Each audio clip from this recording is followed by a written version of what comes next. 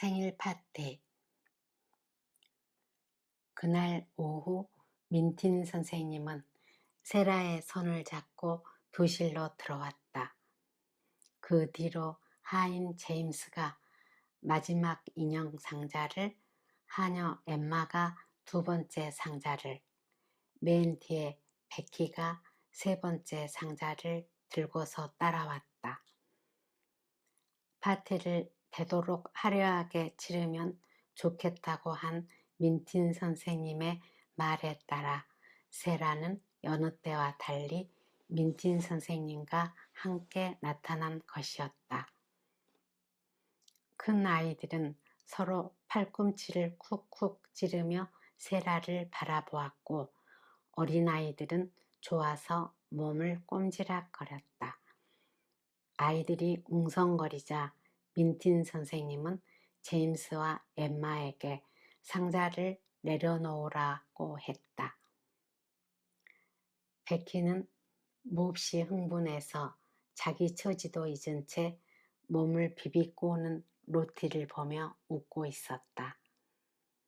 민틴 선생님이 엄한 목소리로 베키를 부르자 베키는 하들짝 놀라 상자를 떨어뜨릴 뻔했다. 감히 아가씨를 쳐다보고 웃다니? 네가 누군지 있는 게냐? 상자를 내려놓아라. 베키는 허겁지겁 상자를 내려놓고 문 쪽으로 물러갔다.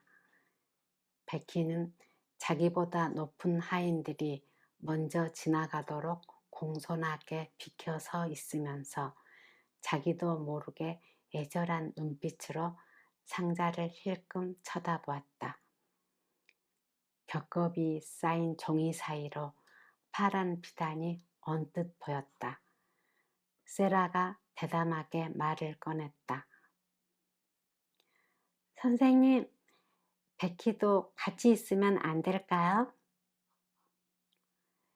민틴 선생님은 안경을 치켜 올리며 자신의 자랑거리인 세라를 당황스러운 표정으로 바라보았다. 베키도 구경하고 싶을 테니 여기에서 같이 있었으면 좋겠어요. 민틴 선생님은 어처구니 없다는 듯 세라와 베키를 번갈아 쳐다보다가 말했다. 세라, 베키는 설거지방 하녀지 너희와 같은 여자아이가 아니란다.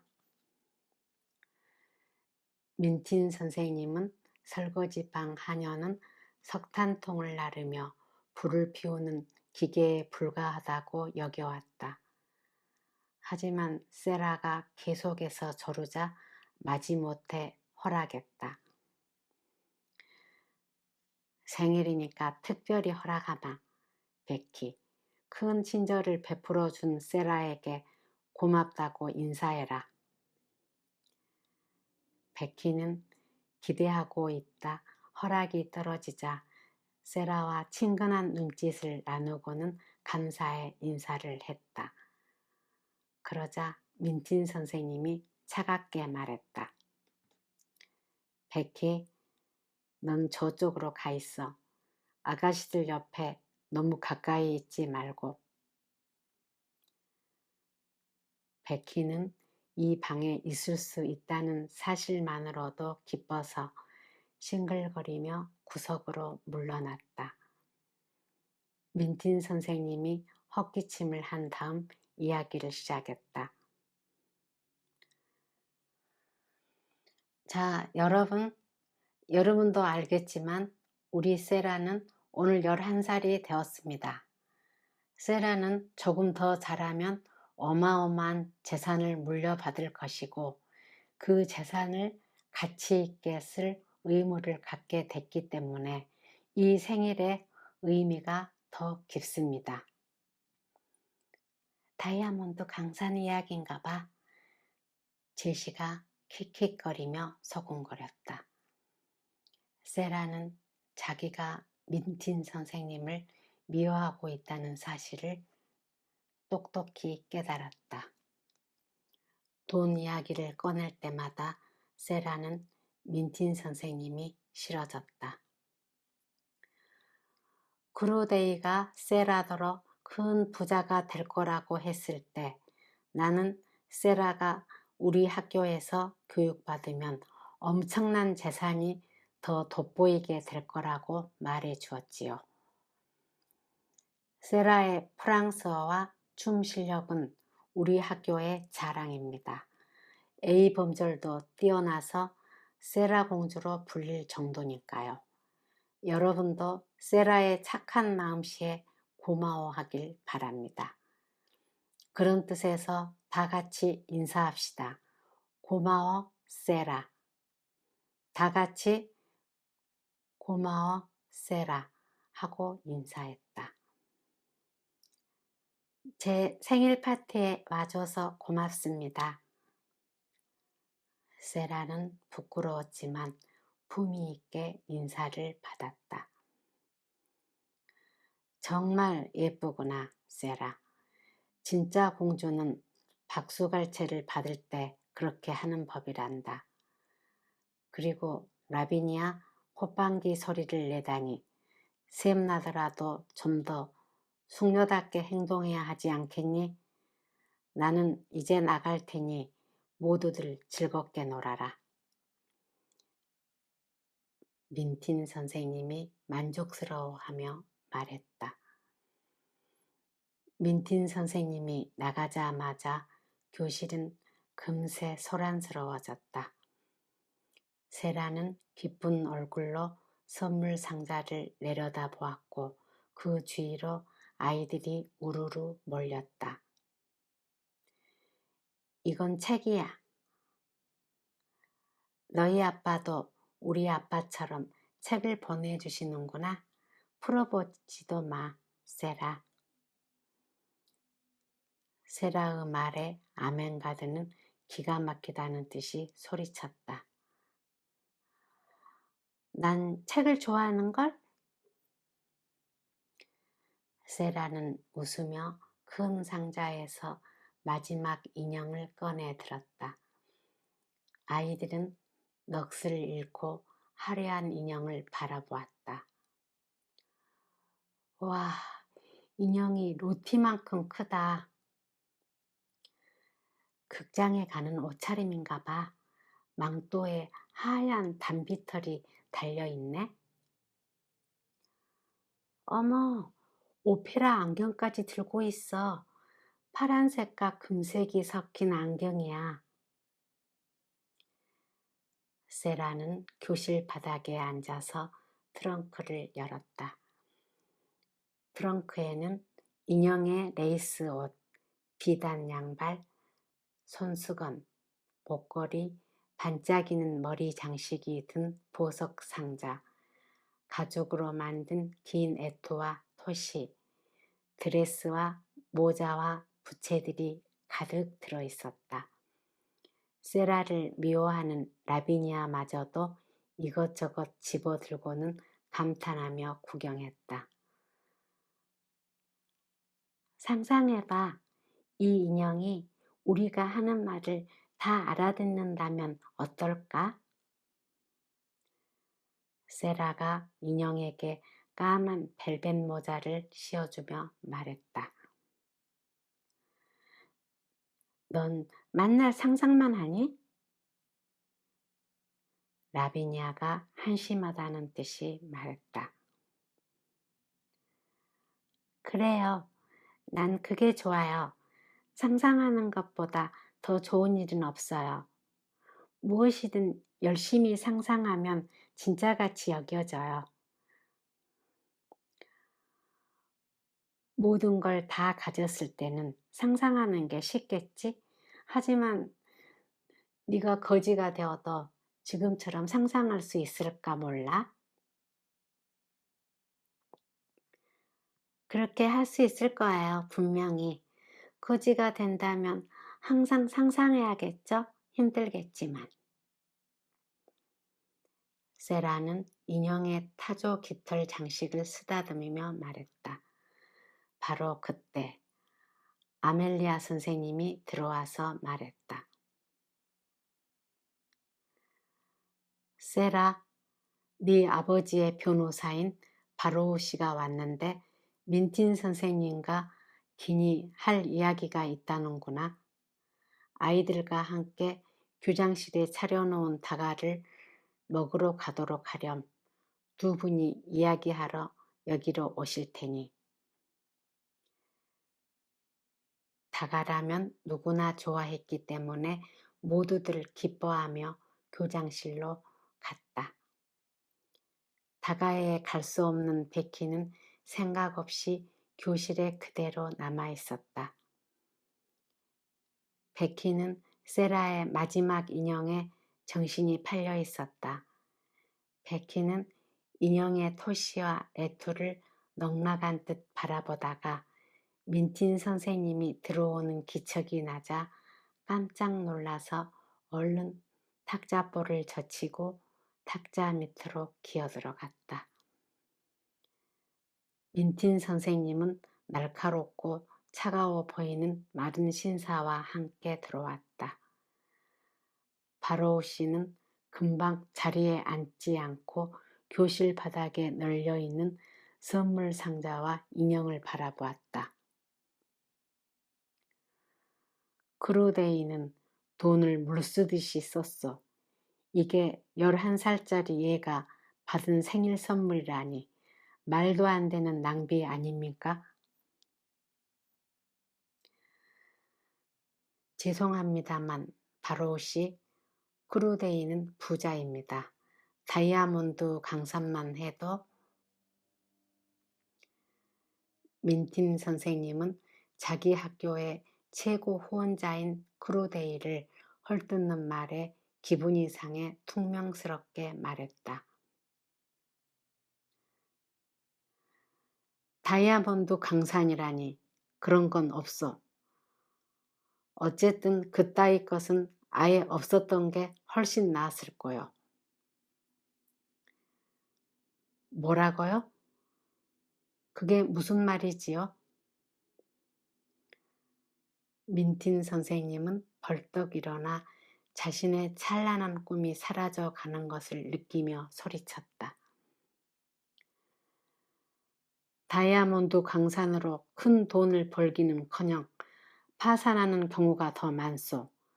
크루데이는 사업가 체질도 아니면서 다이아몬드 광산에 손을 댔소. 절친한 친구가 돈을 투자하라고 사정하는 바람에 그렇게 된 거요. 크루데이는 죽었소. 사업은 파산했고 그는 악성 말라리아에 걸려 죽고 말았단 말이요. 민틴 선생님은 숨을 몰아쉬며 의자에 털썩 주저앉아 버렸다. 불안과 걱정이 소용돌이처럼 거세게 그녀를 덮쳤다. 파산? 이제 세라에게는 남은 돈이 한 푼도 없어. 크루데이에게는 돈이 지나치게 많았고 그의 가장 친한 친구는 다이아몬드 광산에 미쳐서 자기 돈뿐만 아니라 크루데이의 돈까지 다 사업에 쏟아부었지. 그리고는 도망쳐 버렸어. 크루데이는 말라리아에 걸려 앓고 있다가 그 소식에 충격을 받고 어린 딸을 애타게 부르면서 죽고 말았소. 민틴 선생님은 이제야 모든 상황이 이해되었다. 자랑거리 후원자는 사라져 버렸고 학교에는 돈 한 푼 없는 세라만 남은 것이다. 민틴 선생님은 마치 강도한테 당한 듯한 느낌이 들었다. 이 모든 것이 크루데이와 세라의 탓인 양 여겨졌다. 그럼 세라는 빈털터리가 되었단 말인가요? 재산도 없이 거지가 되어 내 손에 맡겨져 있단 말이냐고요. 그 아이에겐 아무것도 없어. 친척 하나 없으니 선생님 손에 남겨진 거요. 바로우 씨는 자기는 책임이 없다는 사실을 분명히 하기 위해 단호하게 말했다. 말도 안 돼. 지금 이 순간에도 그 아인 비단 옷을 입고 내 방에서 내 돈으로 마련한 파티를 즐기고 있단 말이에요. 크루데이가 큰 돈을 치를 줄 알고 모든 것을 다 내 돈으로 사들였지 뭐예요. 생일 선물도 마차랑 조랑말도 그 애가 갖고 싶어 하는 것은 뭐든지 해주기로 해서 지난번 수표가 온 뒤로 지금까지 들어간 모든 돈을 다 내가 냈다고요.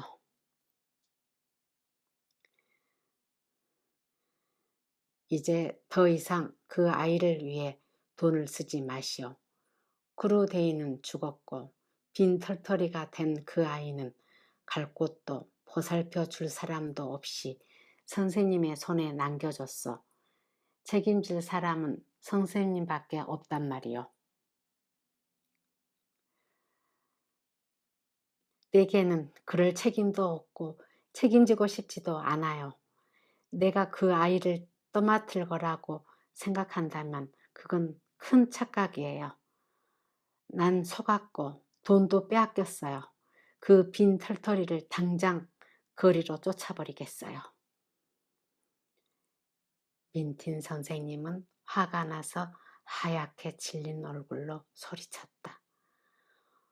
속으로 얄미워하던 아이를 떠맡게 되었다고 생각하자 화가 난 나머지 해서는 안 될 말까지 하고 말았던 것이다.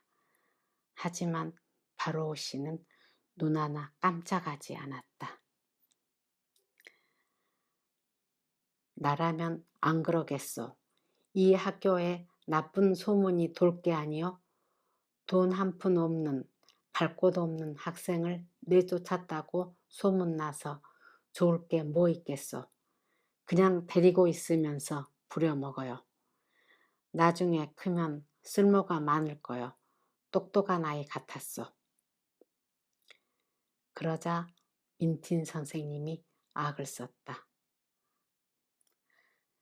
본전을 톡톡히 뽑아내고 말겠어요. 바로우 씨가 인사하고 나간 뒤 민틴 선생님은 오글에서 문만 바라보며 꼼짝 않고 서 있었다. 사실 바로우 씨의 말은 틀릴 게 없었다. 이미 엄청나게 써버린 돈은 받을 길이 없는데 세라는 빈 털터리가 된 채 자기 손에 맡겨진 것이다. 마침 아멜리아 선생님이 들어서다가 얼굴빛이 변한 언니를 보고는 소리쳤다. 왜 그래? 대체 무슨 일이야, 언니? 민틴 선생님은 세라에게 검은 드레스를 입히라고 심술궂게 말했다. 검은 옷? 까만 벨벳 옷이 있긴 하지만 너무 작아서 못 입을 거야. 아멜리아 선생님이 더듬거리며 물었다. 세라한테 그 요란한 비단 옷은 벗고 까만 옷을 입으라고 해. 사치스러운 옷을 입을 수 있는 시절은 끝나버렸으니까. 아멜리아 선생님은 통통한 손을 맞잡고는 어쩔 줄 몰라 하다가 훌쩍거리며 물었다. 언니, 대체 어떻게 된 거야? 왜 그래? 크루데이가 죽었어. 한 푼도 안 남기고. 상상놀이나 하는 응석바디는 거지가 되어서 내게 남겨졌다고. 당장 가서 한심한 생일 파티 따위는 멈추라고 해. 옷도 갈아입히고. 아멜리아 선생님이 어쩔 줄 몰라 하고 있자 민틴 선생님의 호령이 떨어졌다. 멍하게 있지 마. 당장 가서 세라에게 말하라니까. 늘 멍청하다는 소리를 듣는 데다가 귀찮고 내키지 않는 심부름을 하는데 익숙한 아멜리아 선생님이었지만 이 일만큼은 몹시 힘들었다. 파티의 주인공인 세라에게 넌 거지가 되었으니 당장 검은 옷으로 갈아입어라 하고 말하는 것은 몹시 난처한 일이었다. 아멜리아 선생님은 손수건으로 문지르느라 눈이 빨개진 채 힘없이 문을 나섰다. 쳇, 세라 공주 좋아하시네. 지금까지 자기가 진짜 공주인 양 너무 호사스럽게 살았지. 민틴 선생님이 중얼거리면서 탁자 앞을 지나갈 때였다. 갑자기 탁자 아래에서 누군가 엉엉 우는 소리가 들렸다. 민틴 선생님이 허리를 숙여 탁자볼을 들추자 소리 죽여 우느라 얼굴이 새빨개진 베키가 탁자 밑에서 나왔다. 아니, 감히 네가 여기가 어디라고? 마님, 죄송해요. 인형을 구경하고 있었는데 갑자기 마님이 들어오시는 바람에 겁이 나서 탁자 밑에 숨었어요. 마님 몰래 나가려고 했지만 나갈 수가 없었어요. 아, 마님, 세라 아가씨가 너무 가여워요. 정말 안 됐어요. 당장 나가! 민틴 선생님이 소리쳤다. 베키는 눈물을 줄줄 흘리면서 부들부들 떨었다. 네, 마님. 하지만 부탁 하나만 드릴게요. 세라 아가씨처럼 귀하게 자란 분이 갑자기 하녀도 없이 어떻게 지내겠어요? 아, 마님, 일을 다 끝내고 나서 제가 세라 아가씨를 보살펴주면 안 될까요? 아가 머리끝까지 치밀었다. 처음부터 세라가 싫었다는 사실을 새삼 깨닫고 있던 참에 설거지방 하녀까지 세라 편을 들고 나서니 참을 수가 없었다. 민틴 선생님은 발을 구르며 소리쳤다. 아니, 말도 안 되는 소리. 세라는 이제부터 제 앞가림은 물론이고 다른 사람들의 시중까지 들어야 해. 당장 나가지 않으면 너도 쫓겨날 줄 알아? 베키는 허둥지둥 달아나 설거지 방으로 가서는 가슴을 치며 울었다. 세라 아가씨는 이야기 속 주인공들과 똑같아. 가엾게도 성에서 쫓겨난 공주님 같아.